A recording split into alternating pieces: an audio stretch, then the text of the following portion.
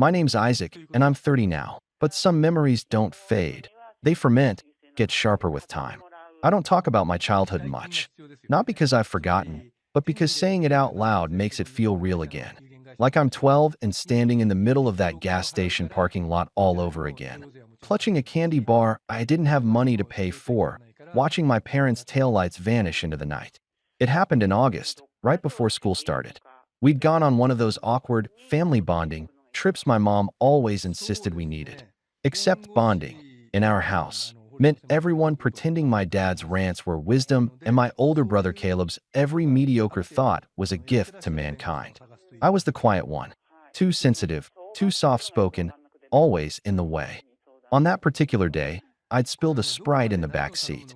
Caleb, who was 16 then and already a master at deflecting blame, smirked and said I did it on purpose. Dad pulled over at the next gas station off the highway, eyes blazing. "You're not a baby anymore," he barked. "You want to act grown, you can figure your own way home." At first I laughed. I thought it was one of his twisted jokes. But then the back of the SUV slammed shut, and they just drove. I ran after them for a second, calling their names, but my voice cracked and disappeared under the roar of engines and tires. A clerk poked his head out from the gas station door, cigarette dangling from his lips, and gave me a look like I was just another stray someone had dumped. That night, I slept behind the station's dumpster, curled into myself, heart pounding every time a car passed. I remember counting the hours. 80 miles from home. No money. No phone. Not a single soul to call. The clerk refused to help when I asked. "Ain't a daycare, kid," he muttered. I didn't cry. I think that part of me froze that night. The part that believed family meant anything unshakable. Eventually, I found a payphone the next morning and called a teacher I trusted, Mrs. Valencia. She was the one who picked me up and took me back to town. I told her my parents must have forgotten me. She didn't believe it. I could tell by the way she tightened her grip on the steering wheel. But she didn't press. She just dropped me off, made sure I had food, and told me I could always call her. When I walked through the front door of our house, no one looked surprised. No one said sorry. Mom glanced up from her laptop and said, "Took you long enough." Caleb was on the couch playing video games and muttered, "Should have walked faster." Dad never even acknowledged it happened. Just nodded at me the next morning at breakfast like everything was normal. That was the day I stopped trying to belong. I finished high school like a ghost in the hallway. Ate lunch alone. Studied in silence. I got out as soon as I turned 18. Worked 3 jobs. Put myself through community college, then transferred to a university across the country without telling anyone. I changed my number, never left a forwarding address, and for the first time, started breathing on my own. I've spent the last decade building a life they know nothing about. I became a software engineer. Moved to a city where no one ever said the words "man up," like it was a cure for trauma. I have friends who think of me as grounded and loyal.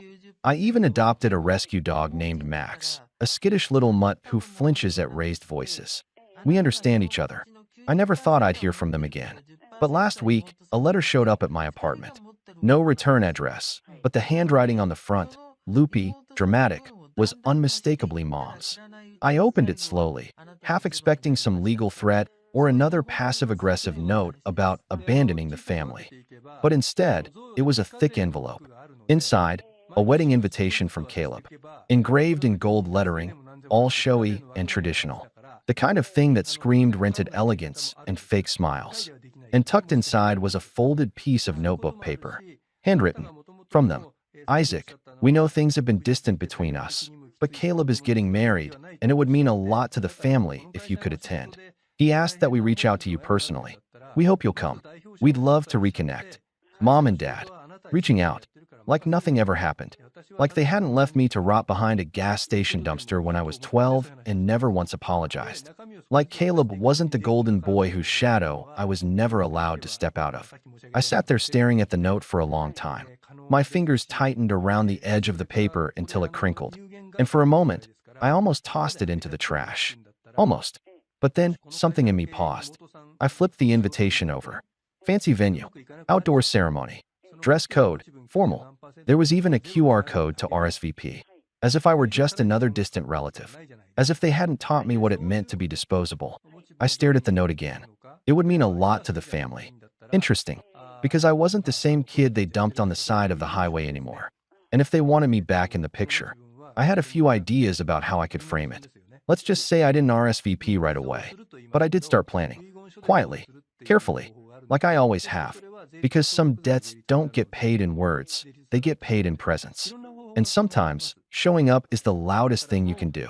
The moment I saw Caleb's fiance's name, Emily R. Kensington, printed in embossed cursive on the invitation, I knew exactly what kind of wedding this was going to be. Upper middle class perfection, long games, live quartet, personalized cocktail napkins with their initials. The Kensingtons were local royalty back in my hometown. Old money, old gossip, old grudges. I remembered Emily vaguely from school, always dressed like she was heading to church or a job interview, even at age 15. The kind of girl who never had to fight for attention because it was given to her like an inheritance. So Caleb landed her. Of course he did. The charming oldest son, quarterback smile, parents who orbited around him like he was the sun. My parents probably wore their approval like jewelry. I looked her up online that same night. She was everything you'd expect. Dental school grad, curated Instagram with inspirational quotes and cappuccino art, engagement photos under a tree that looked like it came from a wedding magazine. And there, buried in the tags of one post, was a link to their wedding website. I clicked it. Welcome to Caleb and Emily's big day. Countdown, 3 weeks. Location, Stonebrook Vineyard and Lodge. Registry, Bloomingdale's, Crate and Barrel, Amazon. Dress code, black tie optional. Please arrive 30 minutes before the ceremony begins. Shuttle transportation available from the guest hotel. We are so excited to celebrate with friends and family. Family, right. There was even a section titled The Love Story. Caleb had written it himself. Or, at least, it was written from his perspective. It was all so polished it could have been written by a PR firm. I was always the kind of guy who believed in fate. But nothing prepared me for Emily. Her grace, her kindness, the way she looked at me and saw more than just the guy I used to be. More than the guy you used to be? I read that line 3 times. And then I remembered what he used to be. A bully in khakis. A liar with a halo. The same boy who'd once pushed me into a pond at my own 12th birthday party and told our parents I slipped. I had to walk home soaked while everyone else ate cake. They laughed about it for years. I wasn't planning to go to the wedding. Not until I saw that line. Because here was Caleb, rewriting his own history. Pretending there was no collateral damage in the path he took to manhood. And now the same people who left me behind, literally, were calling me family again. I didn't RSVP online. That would have been too easy.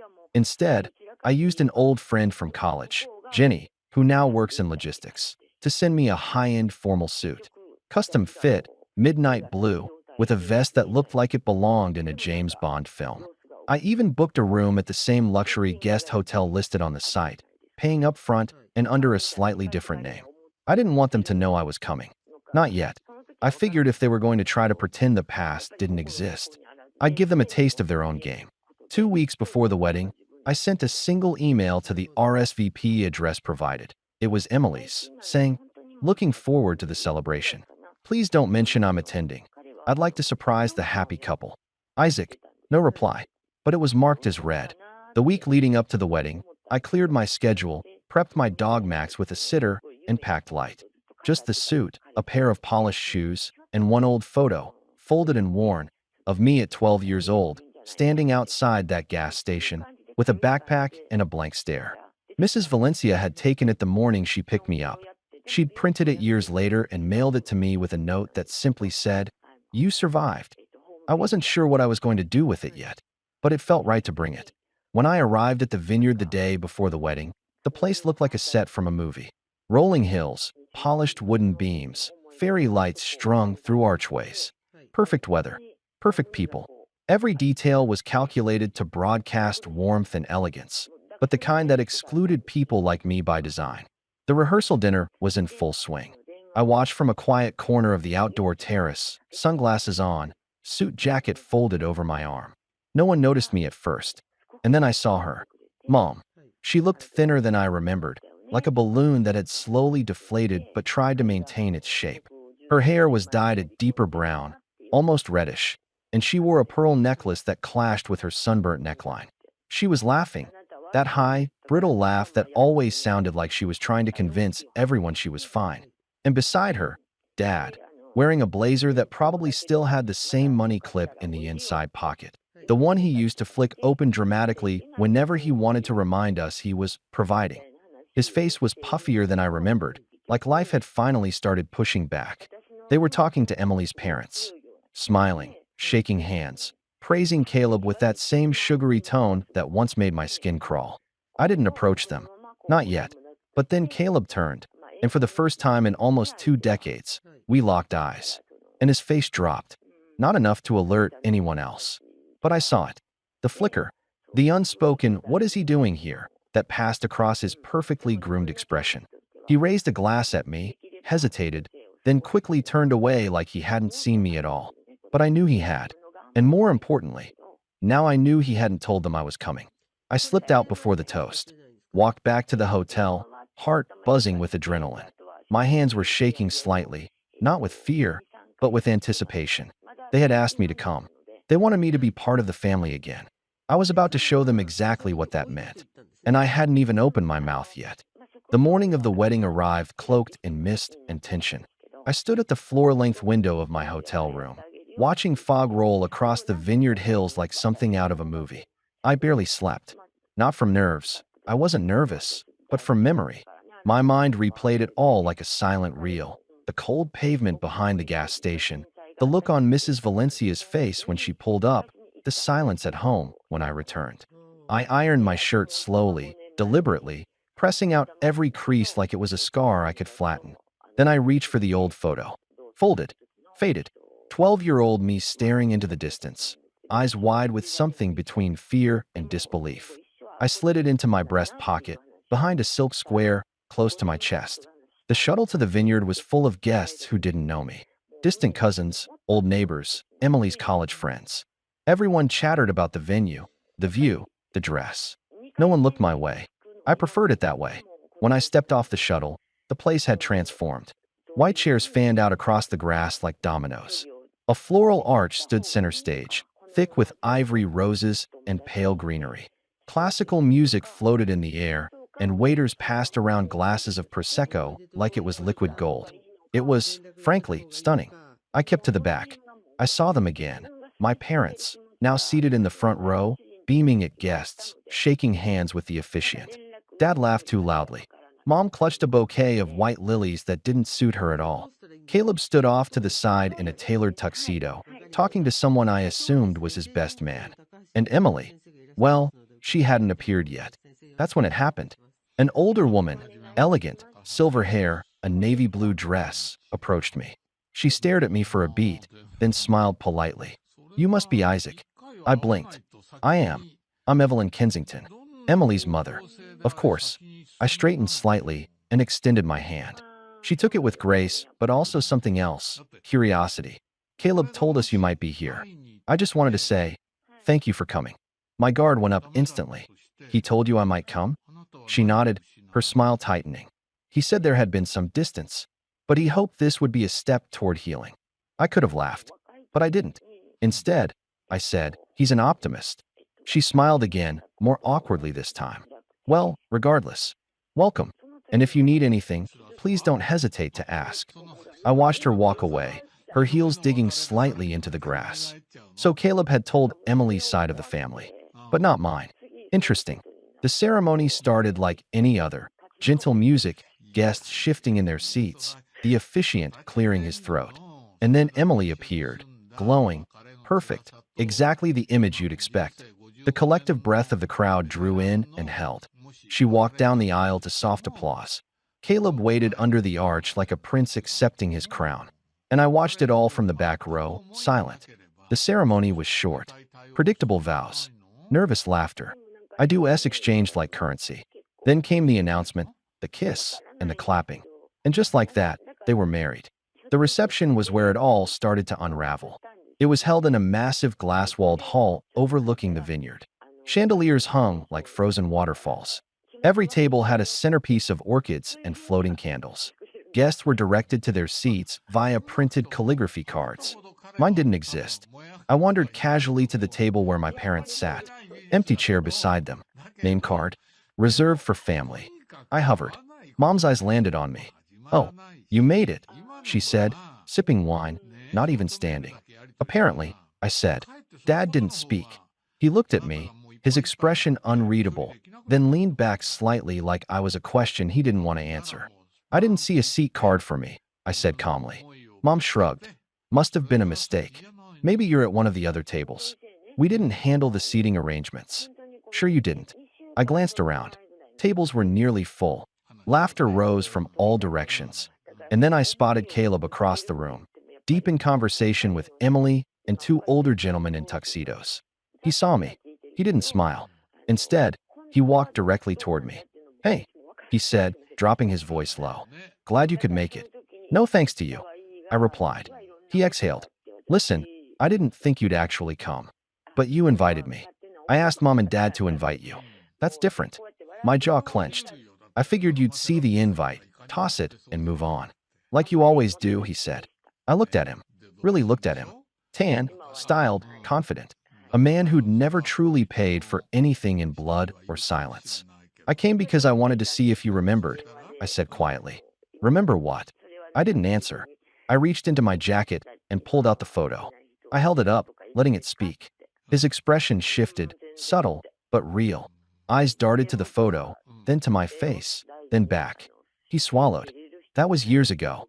Yes, I said. And you never said a word. Never told them to turn back. Never checked if I made it home alive. He looked around, like someone might overhear. Isaac, it was one bad night. You were dramatic even then. I thought you were over it. Over it. Something inside me stilled. I'm not here to ruin your wedding, I said. You can relax. He gave a short, hollow laugh. Good. But I am staying until the speeches. He looked at me again, as if he wasn't sure whether I was bluffing. I wasn't. Because the best revenge isn't loud. It's surgical. And I had a toast prepared. One they'd never forget. The ballroom lights dimmed as waiters cleared the last of the dinner plates. Guests buzzed in a champagne haze, some leaning back with full stomachs, others dancing in polite little circles to a four-piece jazz band tucked in the corner. Caleb and Emily sat at a long head table, their names in gold script behind them. Everything sparkled, the wine glasses, the forks, even the people. A man in a powder blue suit clinked his glass. The room quieted. It's time for a few words from the people who know the bride and groom best. There was polite applause, and Emily's father stood to speak first. His voice was smooth, rehearsed, a blend of wealth and warmth. He talked about Emily's childhood, her dreams, the first time she mentioned Caleb. He even cracked a joke about Caleb being so charming, we didn't even realize he was trying to marry up. Everyone laughed. Next came the best man, Caleb's college roommate, who kept things light and funny. Something about frat parties, Caleb's inability to cook, and how lucky he was to have found Emily. It was the kind of speech you expect, a little heart, a little humor, no sharp edges. Then the MC took the mic again and glanced down at a list. And finally, we have a special toast from Isaac. The room went quiet. All eyes shifted. My parents froze mid-sip. Caleb's jaw tightened. Emily blinked in confusion. And I stood up. I walked slowly to the mic, ignoring the awkward shifting around me. A few guests whispered. Some looked puzzled. Others simply stared, unsure of who I was or why I was speaking. I tapped the mic once. It rang through the room. Good evening, I said, voice steady. I'm Isaac, Caleb's younger brother. A few heads turned sharply now. The words landed like a ripple in still water. I could almost hear the murmurs begin to circulate. He has a brother? I wasn't sure I was going to come tonight, I continued. In fact, I spent the last few weeks thinking about whether I should. You see, I haven't spoken to my family in 18 years. Silence. Not the good kind. The kind that sucks the air out of the room. I got a wedding invitation out of nowhere. No call, no email, just a card and a note that said, it would mean a lot to the family if you came. I let the words sit. Then I pulled the photo from my pocket. This is me at 12 years old. I held it up between two fingers. Guests craned their necks to see. This was taken the morning after my parents left me at a gas station 80 miles from home. I had spilled a soda in the car, and instead of scolding me, they left. Told me to man up and figure it out. The crowd shifted. Uneasy glances. The sound of a wine glass being gently set down. They didn't come back. They didn't call. I slept behind a dumpster. The only reason I made it home was because a teacher picked me up the next day. I never got an apology. Not from my parents. Not from Caleb. And until this wedding invitation arrived, I thought they were all perfectly happy pretending I didn't exist. I looked at my parents. Dad's face was pale. Mom's mouth hung slightly open, as if she was trying to summon a response, but couldn't find one fast enough. Now, I'm not here to ruin anyone's evening, I said. Emily, you seem lovely. Your family has been kind and welcoming. And Caleb, well, you've always known how to put on a good face. That line hit hard. His expression cracked for just a moment. But I think weddings are about honesty, about truth. And it wouldn't be honest if I stood here tonight pretending that we were ever close, or that I grew up in a house where family meant protection, not survival. The room was stone silent now. People barely breathed. I was invited to this wedding to play a part in a picture-perfect day. A prop, really. A brother-shaped placeholder. I looked back at Caleb. So consider this my gift to you. I placed the photo on the head table right in front of him. A reminder of what family looks like when you turn your back on it. Then I turned, slowly, and walked away from the mic. No applause. Just stunned silence and a few audible gasps. And as I walked past my parents' table, I heard my mother hiss my name. Barely a whisper. My father started to rise, but I didn't stop. I didn't look back. I exited through the side of the hall and walked out into the cool night, the music now distant behind me. I wasn't angry. I wasn't shaking. I was free. But freedom is a strange thing. It doesn't always come with peace right away. Sometimes it just leaves a silence behind, the kind that makes you wonder what happens next. I had made my move, but the fallout, that was still coming. The drive back to the hotel was quiet. No jazz band, no clinking glasses, no performative laughter echoing off marble walls. Just the hum of tires against the gravel and the low whir of my thoughts catching up with me. I didn't go back to my room right away. Instead, I took a walk down one of the vineyard trails behind the hotel, winding between rows of dark grapevines under a moonlit sky. The tension in my chest had unraveled, thread by thread, with every step I took away from that wedding hall. I could still hear my mom's sharp gasp, see Caleb's carefully composed face fracture in real time, and feel the confused stares of strangers trying to connect that had been deliberately erased from the family photo. For most of my life, I believed I was the ghost in my own family. But tonight, I had reminded them I was flesh and blood and memory. And memory is a dangerous thing, especially when the people around you rely on forgetting. Back at the hotel, I found a voicemail waiting from a number I didn't recognize. Isaac, it's Emily. Her voice was low, calm, but brittle.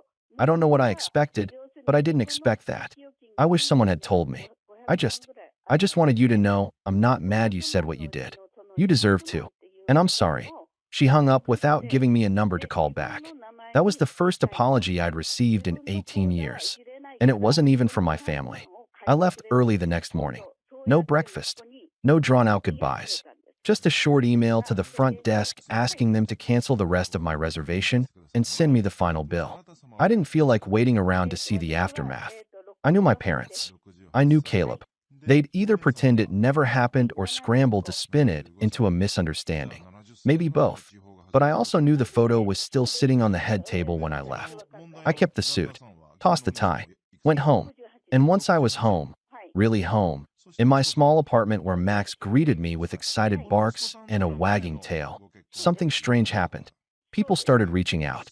First, it was my cousin Hannah. She messaged me on LinkedIn, said she'd heard about the speech from someone at the wedding and wanted to apologize for never asking where I went after I disappeared. Said she always thought it was weird how no one ever mentioned me again, but assumed it was her place not to ask. We talked for a while. She asked if she could visit. I didn't say yes, but I didn't say no. Then came a message from Mrs. Valencia. She still remembered, still had the photo she'd taken. I always wondered what happened to you, she wrote. I'm so proud of you, Isaac. I hadn't cried in years, but I did that night. It wasn't loud, just a quiet, aching kind of release. The kind you feel after holding your breath for too long and finally exhaling. I started sleeping better, waking up earlier. I found a new rhythm. My job felt easier. My code cleaner. I took Max on longer walks. Started writing again. Short stories, essays, anything to pour the storm in my head into something that made sense. A week later, I got an email from a woman who worked at a nonprofit for estranged adults, children who had been cut off, disowned, or abandoned. She'd heard about the wedding speech through a friend of a friend who worked the event and thought it was the most quietly powerful thing she'd ever heard. She asked if I'd be willing to speak at one of their private retreats. Not as a motivational speaker, just as someone who lived it. I said yes. That one event turned into two, then four. Then an invitation to sit on a panel at a university symposium about family estrangement and trauma recovery. I didn't wear the suit to those, just a simple shirt, jeans, sometimes a blazer if I wanted to look a little more polished. But I always carried the photo. I'd show it when I spoke. Tell the story exactly as it happened. No embellishment, just truth. And every time, someone came up to me afterward and said, "That happened to me too." I wasn't alone. I never had been. My voice, the same one they used to call too soft, too sensitive, too quiet, had finally found its volume. It wasn't revenge. Not yet. But it was power. And with every person I helped, every story I heard, every hand I shook, I felt it grow, not the anger, but the clarity, the certainty. Because while Caleb went back to his new wife and polished reputation, he didn't realize the ripple I'd started, or the fact that I wasn't finished. Because soon, someone else from their side would come looking, and they'd want answers. It started with an email. From Emily. Again. But this time, it wasn't short, or polite, or carefully composed. This one was raw. "Isaac, I need to ask you something, and I need you to be honest with me. Did your parents really leave you? Like that? At 12? I asked Caleb. He didn't deny it. He just said, "It's complicated." But you didn't sound complicated when you told that story. You sounded clear, like someone who's been carrying something heavy for a long time. If it's true, I need to know more. Please. I stared at the message for a long time. Emily had every reason to shut the door and move on. She could have ignored me, spun it in her head as family drama, written me off as bitter or unstable. But she didn't. She asked for truth, and I wasn't going to waste that. So I replied. I told her everything. No dramatics, no exaggeration, just the sequence of facts. I told her about the gas station, the silence when I returned, how I put myself through school, the way my name was never mentioned again, how they'd rewritten the family photo like I was a smudge they could crop out. I didn't blame her. I didn't ask her to pick sides. I just gave her the truth and let it sit. She replied the next day, "I believe you. And I need time to process this." They never told me. Caleb said he was an only child until we got engaged. They erased you. And now I'm wondering what else they've rewritten. Would you ever be willing to meet for coffee? Just the two of us. It was like watching a crack form in a window that had always been spotless. I knew better than to push. I said yes, but I let her set the time and place. We met a week later, in a quiet cafe, 2 towns away from her and Caleb's home. She wore no makeup, no pearls, none of the bridal polish. Just a hoodie and jeans, hair pulled back, eyes swollen like she hadn't slept. When she sat down, she didn't even say hello. She just asked, what else did they do? So I told her, not everything. Not the little humiliations, the 1,000 small cuts that never bled enough for anyone else to notice, but the big ones. Like when my mom forgot my birthday 2 years in a row and then blamed me for not reminding her. Or when dad refused to co-sign a small student loan, saying, "You'll just waste it," while handing Caleb $5,000 for a trip to Cancun. Emily's hand stayed wrapped around her mug the entire time. She asked questions, took mental notes. She didn't try to defend them, just listened. And finally, she said, "They called you a ghost. At the wedding. That's how Caleb explained you. Said you vanished when you were a teen. Said you always had a flair for the dramatic." I blinked. They used the word ghost? She nodded. I couldn't help but laugh. Not because it was funny, but because it was so absurdly perfect. "They didn't lose a son," I said. "They buried one." Emily went quiet, then leaned in, her voice low. "You know what scares me most?" I waited. She whispered, "What if they do that to our kids someday?" And there it was. The shift. The doubt had taken root. And Caleb didn't know. Emily stood before she could say anything more. She said she needed time, said she was grateful, said she wasn't ready to talk to him just yet. But she'd be in touch. That was 3 days before I got a letter in the mail. No return address again, just like before. But this time, the handwriting wasn't my mom's. It was my father's. And inside, a note scrawled in rigid, uneven letters. Isaac, I don't know what you think you're doing. This isn't helping anyone. You're bringing shame on the family. Let it go. If you keep stirring things up, there will be consequences. We gave you a second chance to be included. Don't make us regret it. Dad, there it was. No apology. No regret. Just threat disguised as dignity. I sat with the note for a moment. Then I placed it next to the photo of 12-year-old me. Two artifacts of the same legacy. And I smiled. Because now I had what I needed. Proof. Words, written by his own hand, revealing exactly who he was, and still is. I scanned the letter, saved it to a secure folder, and backed it up to 2 cloud drives. Then I picked up my phone. I called a journalist, someone I'd met at one of the trauma panels. She'd told me once, if you ever decide to share your story, I'll help you do it right. She answered on the first ring. I'm ready, I said, but I don't want to just talk. I want to show them. She paused, then said, how far are you willing to go? I looked down at the note, at the photo, at the name on the return invite that tried to erase me. All the way, I said. The article was published under the title, Left Behind, One Man's Quiet Escape from a Family That Tried to Erase Him. It went live on a Tuesday morning. By noon, it had already been shared thousands of times. The journalist I worked with, Claire Russo, had done her research. She verified every detail. She interviewed Mrs. Valencia, confirmed the gas station incident, even tracked down my old landlord who vouched that I'd put myself through school without family support. The story included the photo of me at 12, standing near the dumpster with a torn backpack and cracked sneakers. It included quotes from my speech at the wedding. It included the letter from my father, blurred only slightly to preserve privacy, and Emily's permission to mention that she had reached out to me afterward. Claire was careful, precise. Not a tabloid piece, not a scandal bait hit job. Just truth, told clean and unfiltered. And that's why it exploded. Because it wasn't loud. It was honest. Comments poured in. People saying it reminded them of their own estrangement, their own moments of being dismissed or replaced or silenced.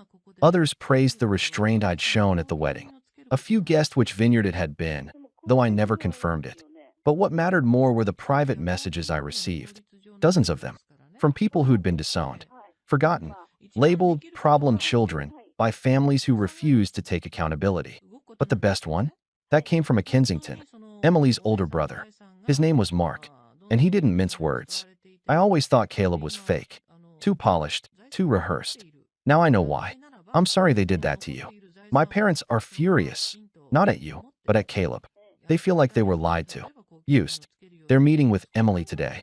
Thought you'd want to know. I didn't reply. I didn't need to. Because just 2 days later, another email arrived. From Emily. Isaac, I read the article. I saw the comments. I showed Caleb. He exploded. Said you ambushed him. Said you made it all sound worse than it was. But you didn't. You didn't even share everything. And that's what made me realize you're telling the truth. He asked me to choose. I chose. I'm staying at my parents' place for now. The marriage is being annulled. I'm sorry it had to happen like this. But thank you for not letting me step into that lie with blinders on. Emily, I read the message 3 times. Then I closed my laptop and sat in silence for a long while. Because I wasn't celebrating. I wasn't gloating. I was remembering. I was remembering the day I stood in our hallway at 12 years old, holding a gas station candy bar in my hand, thinking they have to come back. They have to. And now, nearly 2 decades later, the family that left me behind had finally tasted what it meant to lose control of the story. It wasn't over. Because 3 days after the article dropped, my parents called. I don't know how they got my number. Maybe through an old contact, or maybe they finally started paying attention to the places I'd spoken at. But when I saw unknown number, I let it go to voicemail. Then I listened. It was my mom. Her voice was trembling, not with sadness, but fury. Isaac, how dare you? We invited you. We tried to be civil. And you humiliated us. You've ruined Caleb's life.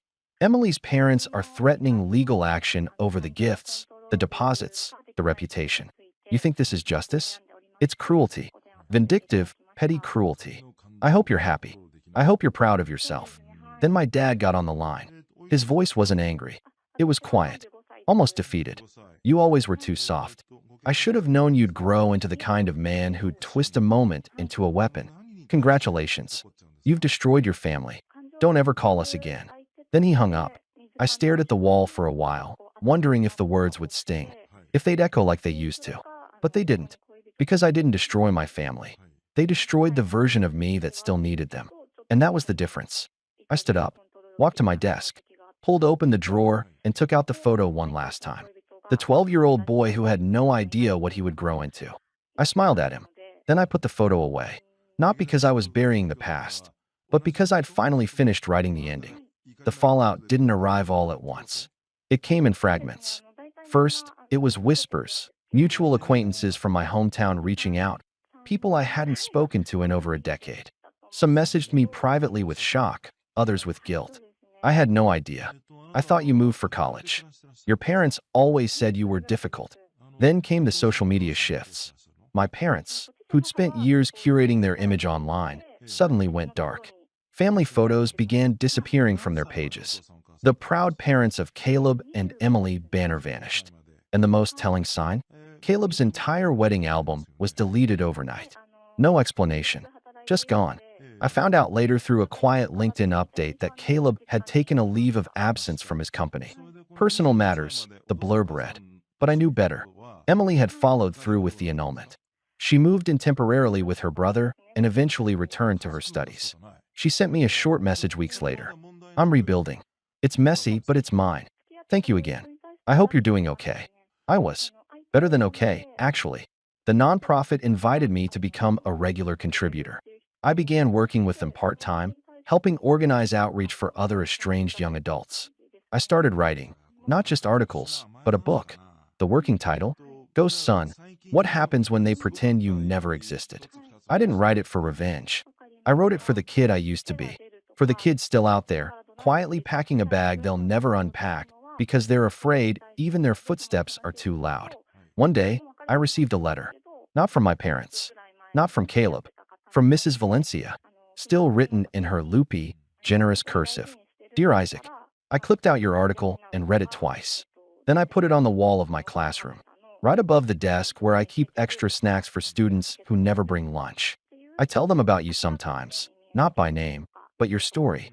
That sometimes, being kind isn't just about helping someone up. It's about remembering them when everyone else forgets. I'm so proud of you. Love. Mrs. V. That one made me cry. Not the silent tears I was used to. Real ones. The kind that cracked something open inside. Because for the first time in my life, I didn't feel like I was proving anything anymore.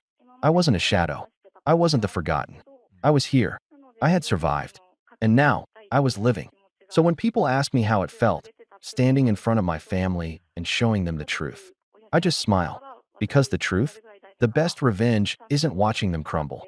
It's watching yourself rise, in full daylight, while they're still trying to rewrite the dark. And I've never looked back.